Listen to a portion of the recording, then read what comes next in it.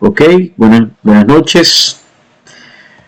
Lo prometido es deuda. Hoy vamos a grabar un video relacionado con las funciones, todo sobre funciones. Vamos a tocar algunos conceptos o puntos interesantes sobre las funciones. Ok, así que como va a estar un poco extenso, no le demos tanta larga. Vamos a ver, vamos a comenzar. Función. ¿Qué es una función? Es una relación entre conjuntos donde se cumple que para cada par de elementos del conjunto de partida existe uno y solo una relación con el conjunto de llegada. Hay dos conjuntos, hay elementos en los dos conjuntos, están relacionados, pero no solamente está relacionado, tiene que cumplir cierta condición esa relación. Todos los elementos del conjunto, del primer conjunto, que vamos a llamar conjunto de partida, tienen que estar relacionados con un único elemento en el conjunto de llegada. Esa es la definición de función. ¿Ok? Aquí tenemos ejemplos de relaciones entre conjuntos, donde esta claramente no es una función, y si preguntan por qué, bueno, porque hay un elemento en el conjunto de partida que no está relacionado. La condición es que todos tienen que estar relacionados. Así que esa relación no es una función. Esta tampoco es una función, ¿ok?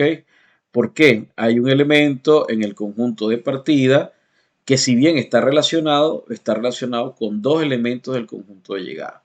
¿Ok? Eso no sería función. Tiene que estar relacionado con un único elemento en el conjunto de llegada. Esta cumple con esas condiciones. ¿Ok? Todos los del conjunto de partida están relacionados con un único elemento allá. Eso sí es una función.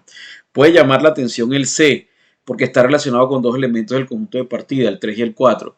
Pero como las restricciones son para el conjunto de partida y no para el conjunto de llegada, entonces no hay problema. Ahí pueden haber elementos acá que pueden estar relacionados con varios de acá. Lo importante es que uno del conjunto de partida no esté relacionado con más de un elemento en el conjunto de llegada.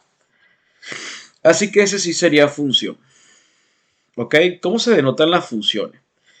Las letras más usadas para las funciones son F, G, H, P, T, entre otras. Letras minúsculas. La notación para designar de dónde a dónde va, se coloca la f de la función, o si es G, dos puntos, el conjunto de partida, y hacia dónde va el conjunto de llegada, los elementos como se representan al conjunto de partida, en este caso X, que es el más usado, y las imágenes van a ser f de X, porque la función se llamó f.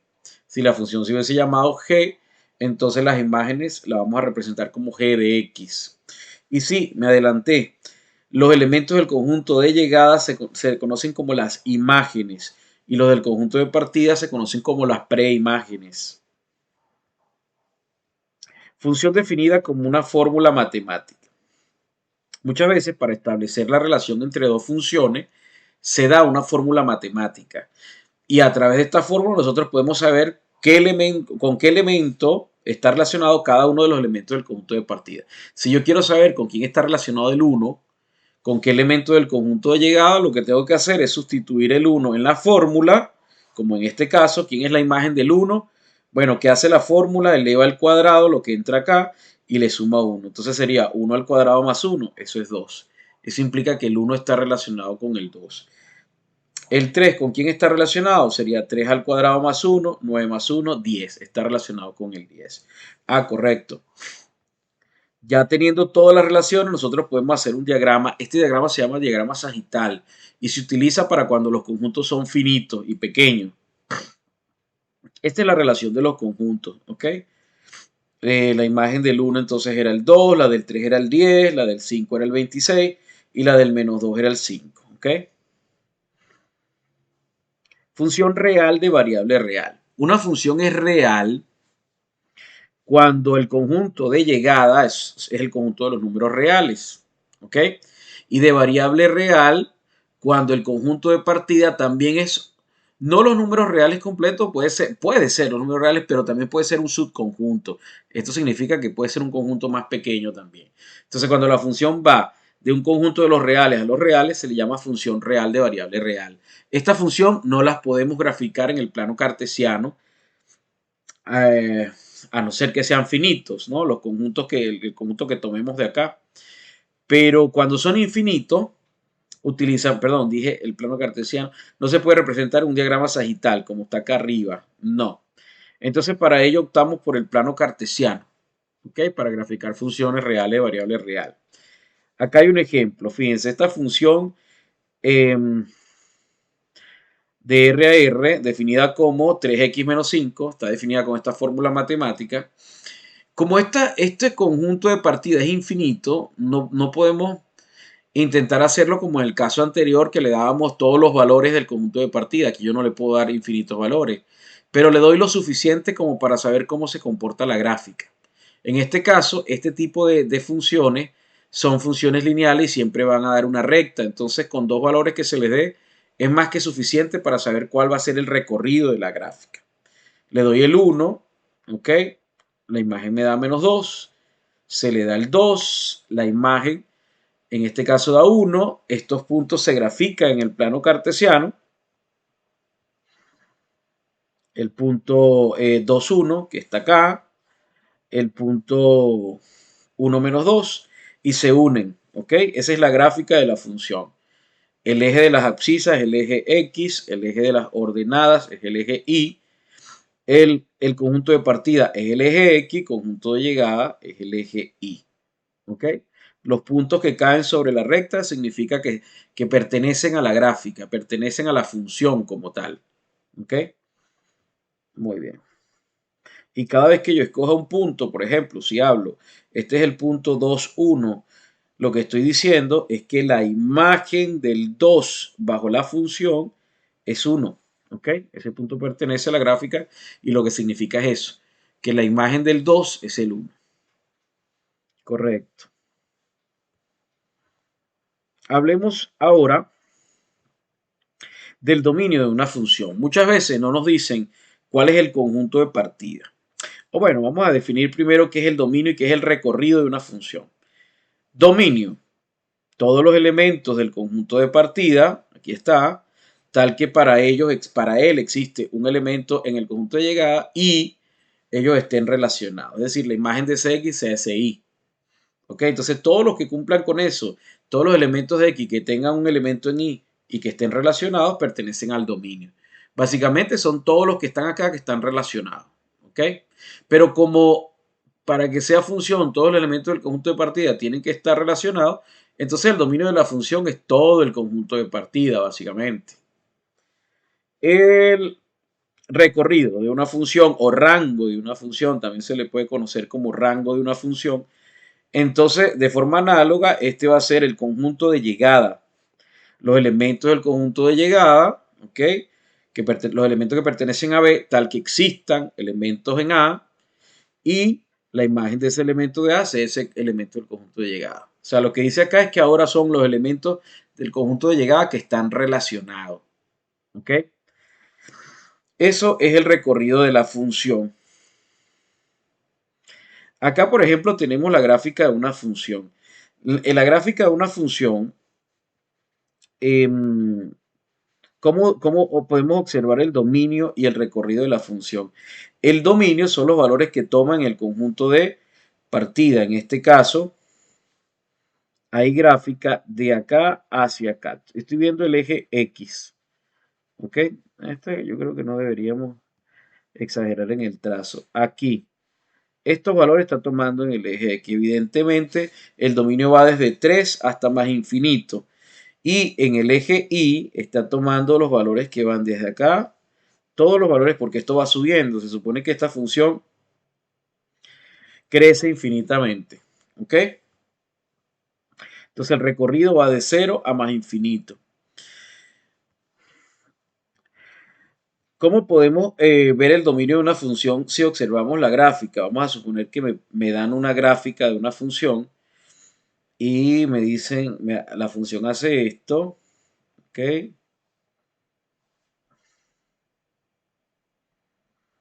Ujú.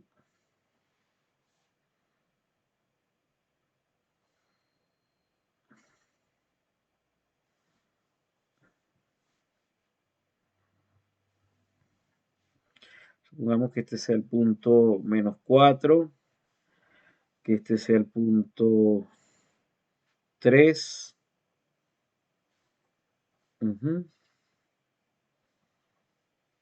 Que este sea el punto 1. Muy bien. ¿Cuál es el dominio de esa función que está allí y el recorrido si lo observamos? El dominio son los valores que vemos que está tomando en el eje X. Vamos a ponerle un poco de sabor a esto. Vamos a quitar acá y hagamos esto. Ok, son los valores que toma en el eje X. Esto significa, esta flecha indica que esto se prolonga indefinidamente acá. Estoy hablando de esto. Ok, a ver.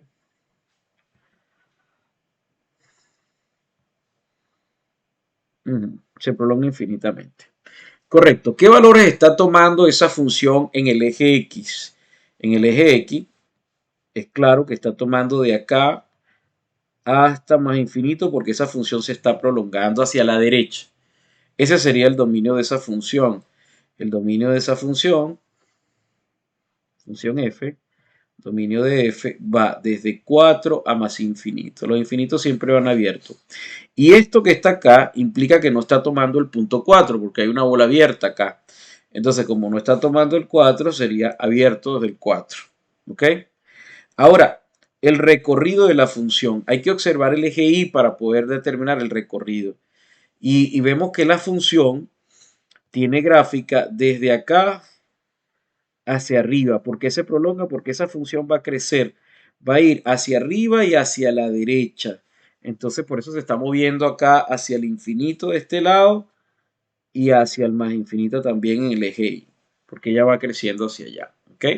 Entonces, el recorrido de esa función, ¿quién sería? Bueno, es evidente que está partiendo desde el 0 a más infinito, pero notamos nuevamente que no toma el 0, porque ese punto menos 4, 0 no lo está tomando la función. Entonces, desde el 0 abierto hasta más infinito. ¿Ok? Esos son el dominio y el recorrido de esa función. Viendo una gráfica, si vemos la gráfica. Muy bien. ¿Qué pasa si nos dan una función? Supongamos, nos dan una función g de x, una función real de variable real, y nos dicen, nos dan esta función, vamos a escribirla más bonita. X menos 3, X más 6. Ok, nos dicen determinar el dominio de esa función, porque si ustedes se dan cuenta, yo estoy dando la función, pero no estoy diciendo de dónde a dónde va. Entonces, muchas veces las funciones las presentan así, sin decir quién es el conjunto de partida ni quién es el conjunto de llegada. Entonces, el dominio es precisamente ese conjunto de partida. ¿Ok? Pero las funciones tienen algunas restricciones. En este caso, es una función raíz cuadrada. Si yo quiero determinar el dominio de esa función g, entendemos que son todos los números reales siempre y cuando lo que está dentro sea mayor o igual que 0, porque las raíces cuadradas no existen para valores negativos. Eso tiene que ser mayor o igual que 0. Pero aparte de eso, dentro es una función racional, entonces lo que está debajo tiene que ser diferente de 0, porque en una fracción el denominador no puede ser 0. ¿Ok? Esos son principios matemáticos y que siempre hay que cuidarlos cuando se busca el dominio de una función. Bueno, si yo resuelvo esto que está acá, esta inecuación y esta ecuación, entonces voy a determinar con mayor claridad quién es el dominio de la función. Veamos, vamos a ver, vamos a resolver. ¿Cómo resolvemos esto que es una inecuación racional? Como es una inecuación racional, lo podemos hacer estudiando los signos, estudiando los puntos críticos. Los puntos críticos son los valores que hacen 0 al numerador y los valores que hacen 0 al denominador. ¿Qué valor hace 0 al numerador? El 3. ¿Qué valor hace 0 al denominador? El menos 6. Esos puntos críticos dividen a la recta en 3 intervalos. Menos 6, 3. El primer intervalo va desde menos infinito hasta menos 6. el segundo desde menos 6 hasta 3 y el último desde 3 a más infinito. ¿Ok?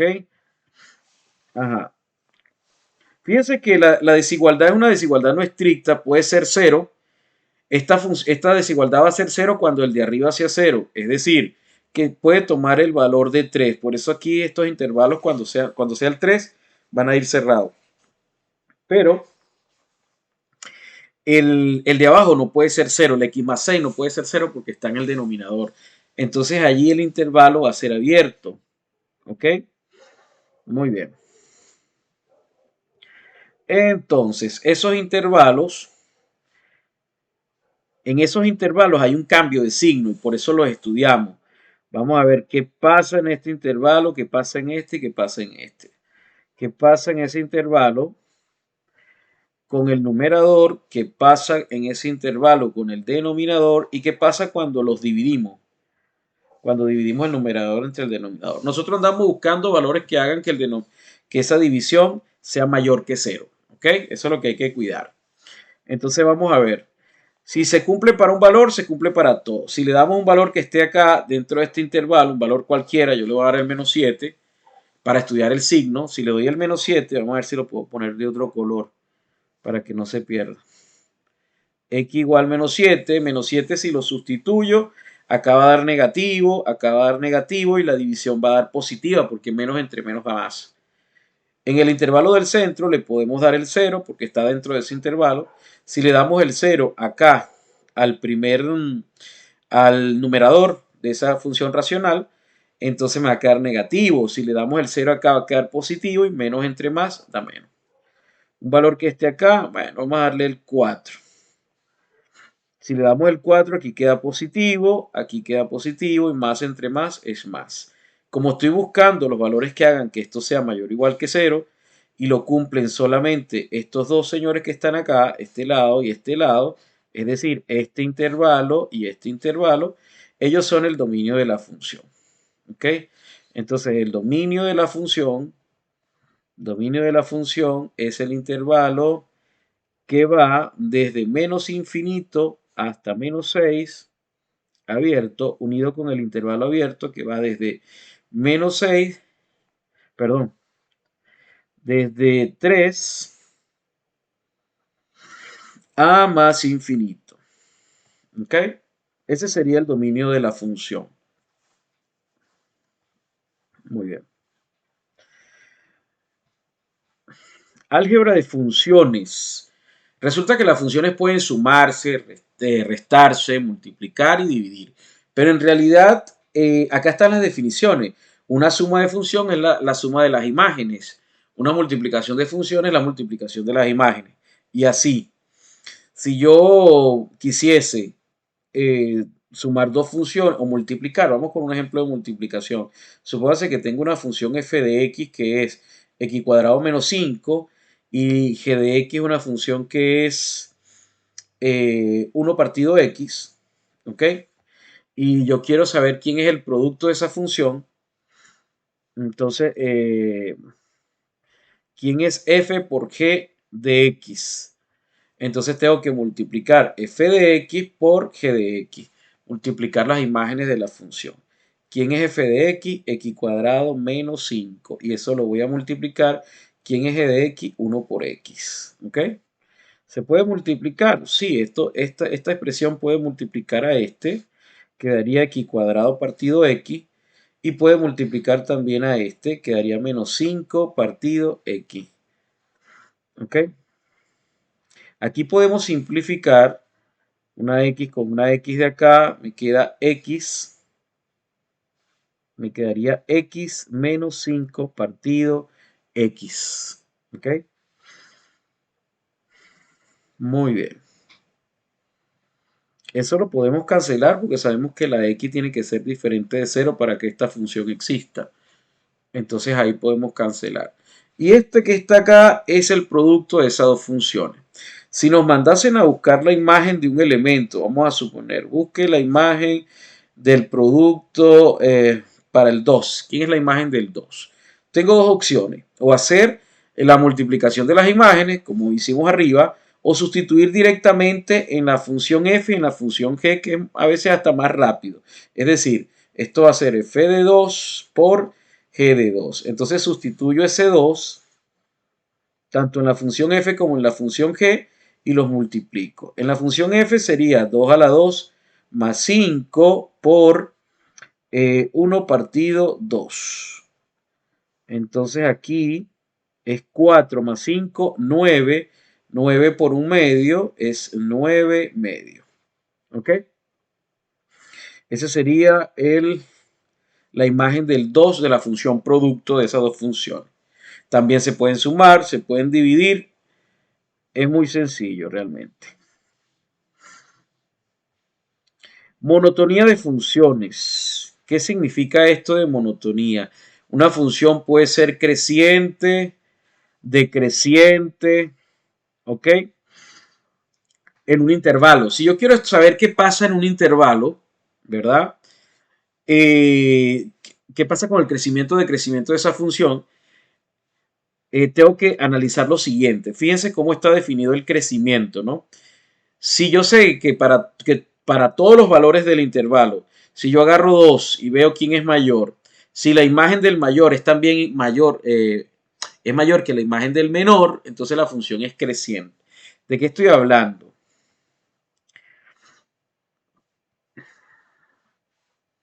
Supongamos que tenemos una función como esta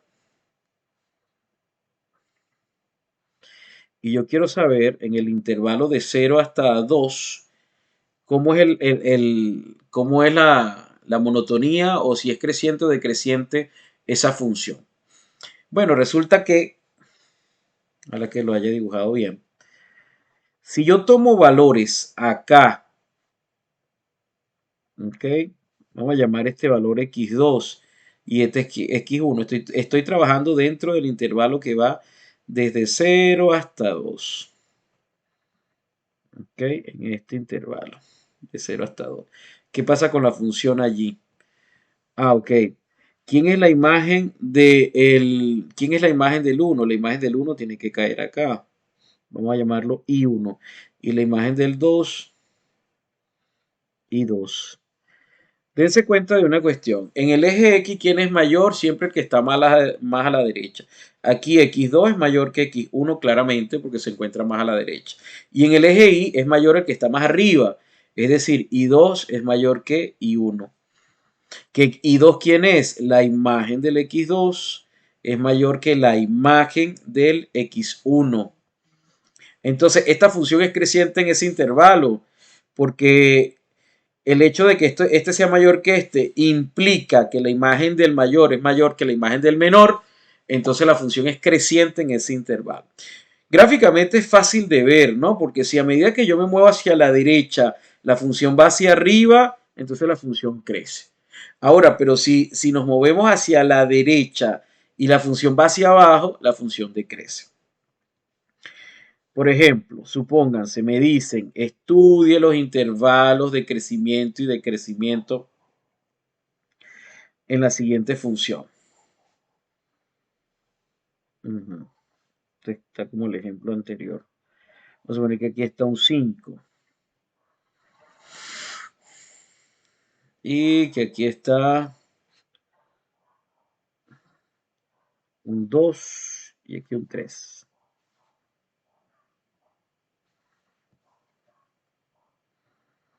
Los intervalos se ven en el eje X, ¿ok?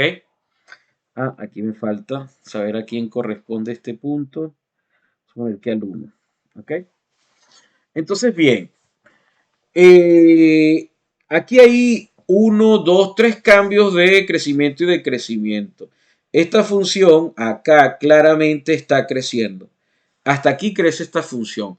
En ese intervalo es creciente. ¿Qué intervalo es ese? Ese intervalo viene desde menos infinito hasta el 1. ¿Ok?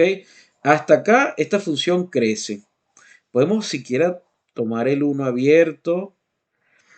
En este intervalo la función es creciente. ¿Ok? Luego hay un pedazo acá en que la función decrece. Este que está acá. En ese la función va a decrecer. Entonces la función es decreciente en ese intervalo que va desde 1 hasta 3. Ahí es decreciente. ¿Ok? Y luego hay otro cambio nuevamente acá. La función nuevamente vuelve a crecer. Entonces, en el intervalo que va desde 3 a más infinito, la función es creciente nuevamente. ¿Ok? Gráficamente, así podemos ver si la función crece o decrece. ¿Cómo sabemos que en este rojo la función decrecía? Porque si yo me movía hacia la derecha, aquí, nos damos cuenta que la función bajó. Si se mueven hacia la derecha y la función baja, decrece. Si se mueven hacia la derecha y la función sube, crece. Ok. Composición de funciones. ¿Qué es la composición de funciones? Es colocar una función dentro de otra función. ¿Ok? Así como en el álgebra de funciones, sumar, restar, multiplicar y dividir, aquí en la composición es colocar una dentro de la otra. El símbolo de la composición es este que está acá, que es como una O minúscula. Y generalmente cuando uno compone dos funciones, componer f con g, uno le llama FOC o le llama GOF. Generalmente porque se utilizan las letras F y G, ¿no? Pero ¿cómo se define FOC? Quiere decir que la composición sería la imagen bajo la función F de quién? De la función G. La función G va a estar dentro de la función F, ¿ok? Y la otra es lo contrario, la función F va a estar dentro de G. Vamos a ver un ejemplo. Me dan una función f de x igual a la raíz cuadrada de x más 2. ¿Qué hace esta función? A todo lo que entra acá le suma 2 y le saca la raíz. ¿Ok? Y me dan otra función g que es x cuadrado menos 1. ¿Ok? Muy bien. Entonces me piden que componga GOF. Encuentre GOF. Si voy a encontrar GOF, la función f va a quedar dentro de la función g. Esa es la definición. ¿Ok? La que está más a la derecha va a ir dentro. Entonces, ¿qué se hace? Se escribe la función f. ¿Quién es la función f? La función f es la raíz cuadrada de x más 2. Y ahora, para escribir la función g, tienen que ver qué hace la función g con lo que está acá. ¿Cómo calcula la función g de sus imágenes? Lo que está acá lo va a elevar al cuadrado y le va a restar 1. Entonces, ¿qué está allí dentro? ¿A qué le voy a calcular la imagen ahora acá? A esto. Entonces, lo que tengo que hacer es elevar eso al cuadrado y restarle 1.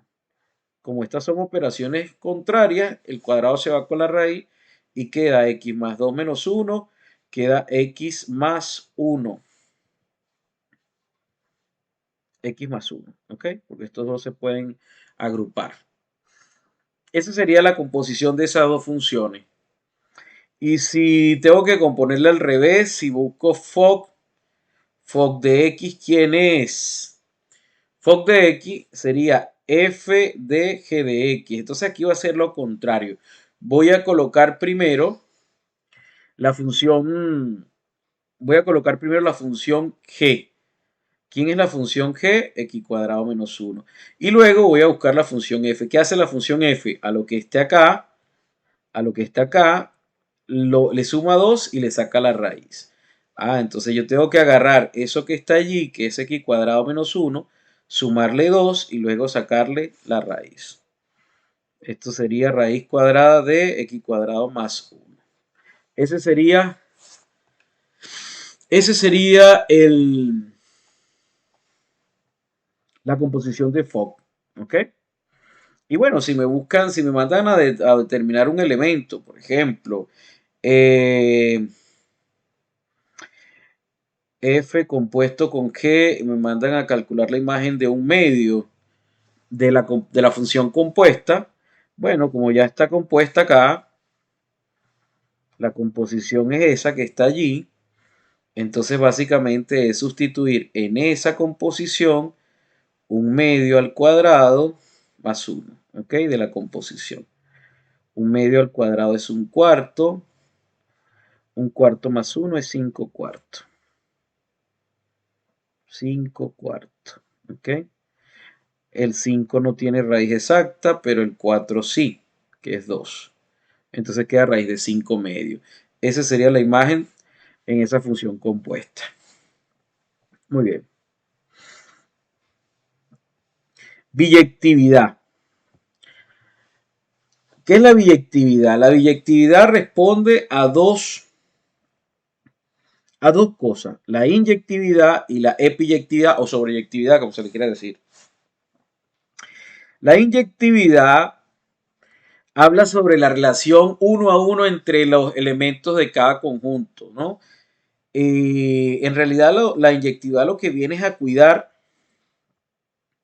que no hayan elementos del conjunto de partida,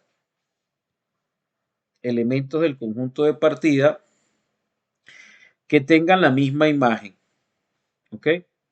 Que tengan una imagen C igual, por ejemplo, o I igual. Eso ya no sería inyectivo. La inyectividad dice que elementos distintos tienen que tener imágenes distintas, ¿ok? O que imágenes distintas, perdón, tienen que provenir elementos iguales.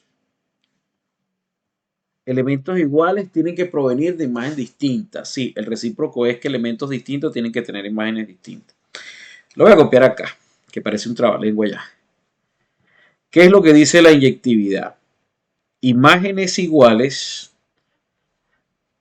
de elementos tienen que provenir, si dos imágenes son iguales, porque los elementos de quienes son imágenes también son iguales. El contrarrecíproco de esto dice, esto es lo mismo que decir que si dos elementos son distintos, entonces sus imágenes tienen también que ser diferentes. Si dos elementos son distintos, sus imágenes son diferentes. Eso es lo que dice la inyectividad.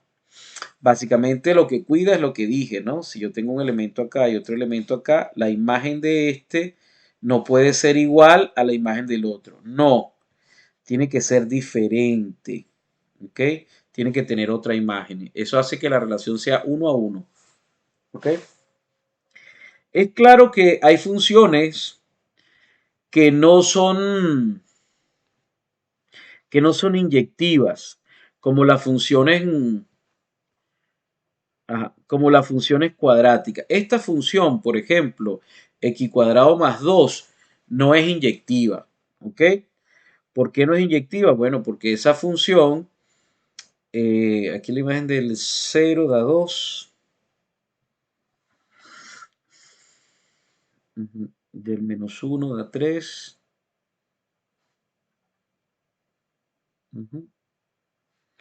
y del 1 también da 3. Esta función, la gráfica de esta función es así. ¿Ok? Acá el 1 y el menos 1 tienen la misma imagen que es el 3, ¿ok? Bajo esa función. Entonces es claro que eso no cumple con lo de inyectividad. Estamos teniendo dos elementos distintos, menos 1 es distinto a 1 y sin embargo tienen imágenes iguales.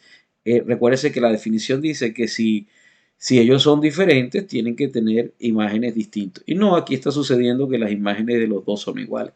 Entonces no es inyectivo. No es inyectivo. También podemos ver en una gráfica cuando una función es inyectiva, cuando pasa la prueba de la recta horizontal. Si usted traza una recta horizontal y corta en más de un punto a la gráfica, es porque la función no es inyectiva. ¿Ok? Si la corta siempre en un punto, entonces la función es inyectiva. ¿Qué es la epiyectividad o sobreyectividad? Esta es muy sencilla, es solamente ver si el recorrido de la función es igual al conjunto de llegada. ¿Ok? Si el recorrido es igual al conjunto de llegada. En ese caso, la función sería inyectiva. Ahora, perdón, sobreyectiva. Ahora, ¿cuándo la función es biyectiva? Es biyectiva si es inyectiva y sobreyectiva al mismo tiempo, ¿ok? Si cumple con las dos, es biyectiva. Este concepto es importante. ¿Por qué? Porque da el nacimiento a lo que es una función inversa. Una función inversa es aquella que es biyectiva. O sea, una función si es biyectiva tiene inversa. ¿Ok? Y la función inversa, el concepto es muy sencillo. Aquí está BC 1, 2, 5. Si este es f y es biyectiva, entonces existe la función inversa que la vamos a llamar f a la menos 1. ¿Ok? Y acá el conjunto de partida va a ser 1, 2, 5. Y el conjunto de llegada va a ser A, B, C. Entonces aquí va a ser así la relación. ¿Ok? Lo que indica, esta dice que f de A es 1. Si f de A es 1, en la inversa diríamos que la imagen inversa del 1 es A. ¿Ok? Lo voy a repetir. Si f de x es y, entonces la función inversa de y tiene que ser x. ¿Ok? Ahora solo tienen funciones inversas las funciones que son biyectivas. Acá hay un ejemplo de una función, la que está acá. Determine la inversa, porque ¿cómo encontramos la inversa de una función? Esta es una función, este es el dominio, este es el conjunto de llegada y la función está definida así. Y me dicen cuál es la inversa de esa función. Bueno, para encontrar la inversa de la función, la voy a escribir acá. 4x menos 5, creo que era 4x menos 5, sí, y x menos 1. ¿Cómo encuentro la inversa de esa función? Bueno, primero la igualo ahí, 4x menos 5, y aquí x menos 1. Y se despeja la x de acá. ¿Cómo hacemos para despejar la x? Esto está dividiendo, pasa a multiplicar, x menos 1 por y, igual a 4x menos 5. Este multiplica los dos, igual a 4x menos 5. Como tengo que agrupar las x, me traigo este 4x para acá, sería negativo. Aquí queda menos 5, me traigo la y. Voy a copiar primero la y y luego el 5 que es negativo para ordenarlo. Aquí saco factor común x, y menos 4. Ese y menos 4 está multiplicando y pasa al otro lado a dividir. Entonces queda esto menos 5 y menos 4. Ahora se intercambian las variables. Aquí sería y igual a x menos 5 partido x menos 4. Y esta es la función inversa, esta que quedó. X menos 5 partido x menos 4. Esta es la función inversa de aquella. Por ahora, hemos visto la función inversa. Nos falta la paridad y puntos de intersección. Vamos a ver si acá.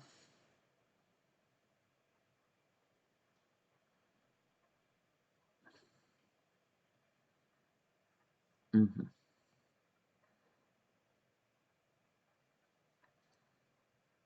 Vamos a dejarlo por ahora hasta acá y después hacemos otro video.